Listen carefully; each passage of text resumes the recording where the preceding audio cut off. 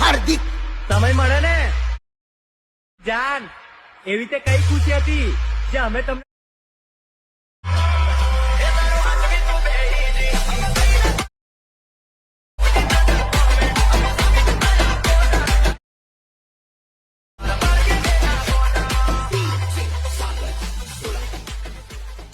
क्या बात है सर, क्या बात है सर, क्या बात, ये बात है।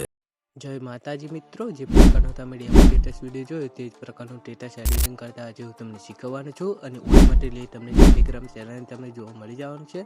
અને ટેલિગ્રામની લિંક આપણે નીચે ડિસ્ક્રિપ્શનમાં આપી દીધી છે. જો હજુ સુધી તમે મારા ટેલિગ્રામ ચેનલ વોટ્સએપ ગ્રુપની અંદર જોઈન ના થયા તો જોઈન થઈ જજો.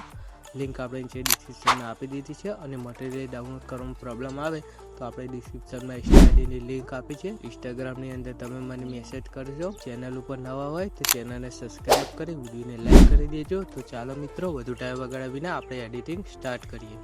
સૌથી પહેલાં મિત્રો તમારે બીટ મારવાનો પ્રોજેક્ટ લાઇટ મશીનની અંદર એડ કરી દેવાનું છે. જો એડ કરતા ના આવડતું હોય તો આપણે ડિસ્ક્રિપ્શનમાં એક વિડીયોની લિંક આપી છે, તે વિડીયો જોઈને તમે એડ કરતા શીખી શકશો. અને મિત્રો આપણે પ્રોજેક્ટની અંદર પાસવર્ડ લગાવી છે, તો મિત્રો તમે પાસવર્ડ બે અંક કરીને વોઇસ ઓવર સાથે મળી જવાનો છે. તો કોઈ ટેન્શન લેવાની નથી અને વિડીયોને તમારે પૂરું જોવાનું છે. અને હજુ સુધી તમે ચેનલને સબસ્ક્રાઈબ ના કરી હોય તો સબસ્ક્રાઈબ કરી વિડીયોને લાઇક કરી દેજો. ચાલો મિત્રો, આપણે પ્રોજેક્ટને હવે તમારે ઓપન કરવાનું છે. ઓપન કરશો એટલે મિત્રો તમને કંઈક આ પ્રકારે ઇન્ટરફેસ જોવા મળી જવાનું છે. તો એકન તમારે ઇમોજીવાળા ટેક્સ્ટ દેખાતા હશે. તો મિત્રો તમારે એકન જેટલા પણ ઇમોજીવાળા ટેક્સ્ટ દેખાય તેની અંદર તમારે iOS વાળો ફોન્ટ લગાવી દેવાનો છે. તો તમારે ટિક કરી દેવાનું છે, બરાબર. તમે એકન આ પ્રકારે આગળ આવશો એટલે મિત્રો તમને એકન એક બીજું દેખાતું હશે, મારું નામ લખેલું. ત્યાં તમારે તમારું નામ લખવાનું છે. તમારે લખવું હોય તો ત્યાં તમારું નામ લખીને તમારે ફોન્ટ લેવાનું છે. જે લાઇટ મશીનની અંદર છે એટલે તમારે આ ફોન્ટને એડ કરવાનો નથી. ત્યારબાદ મિત્રો તમે એકન આગળ આવશો એટલે મિત્રો તમને એકન લખેલું હશે સમય મળે નહીં, તો ત્યાં તમારે ક્લિક કરવાનું છે તે ટેક્સ્ટ ઉપર. તેના એડિટ ટેક્સ્ટમાં જઈ તમારે અહીંથી કેપ 021 વાળો ફોન સિલેક્ટ કરી દેવાનો છે અને તમારે અહીંથી ટિક કરી દેવાનું છે, બરાબર. અને અહીંથી તમે આગળ આવશો એટલે તમને એક બીજો એકન ટેક્સ્ટ દેખાતો હશે, કહેતા જજો મારી જાણ કરીને. તો ત્યાં તમારે ક્લિક કરવાનું છે. એડિટ ટેક્સ્ટમાં જઈને તમારે અહીંથી એક ફોન્ટ સિલેક્ટ કરવાનું છે, કેપ 21 વાળો, અને તમારે અહીંથી ટિક કરી દેવાનું છે.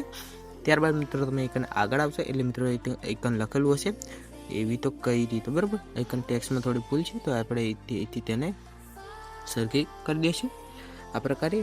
એવી તો ત્યાં તમારે આ ફોનને સિલેક્ટ કરવાનું છે. જે ફોનનું નામ છે વિમ્પીરે વાર્પ કરીને છે, તો તે તમારે લઈ અને અહીંથી સિલેક્ટ કરી દેવાનું છે. અને તેની નીચેવાળો જે ટેક્સ્ટ છે તેનામાં તમારે ફોન ચેન્જ કરવાનો છે. ત્યાં તમારે કેપ 121 વાળો ફોન સિલેક્ટ કરી લેવાનો છે અને ટિક કરી દેવાનું છે. અને મિત્રો આપણે જે પાસવર્ડ રાખેલો છે તેના પહેલાં બે અંક છે 11. તો મિત્રો અહીંથી આપણે આગળ જઈશું. તો મિત્રો એકન તમે જોઈ શકો છો આવી રીતે ટેક્સ્ટ આવે છે. તો ત્યાં તમારે શું કરવાનું છે, પહેલાં નીચેવાળા ટેક્સ્ટ પર ક્લિક કરવાનું છે એટલે એકન આવી જશે. ત્યાં તમારે અહીંથી કેપ 11 ફોન્ટ હશે તે તમારે સિલેક્ટ કરી અને તમારે અહીંથી ટિક કરી દેવાનું છે.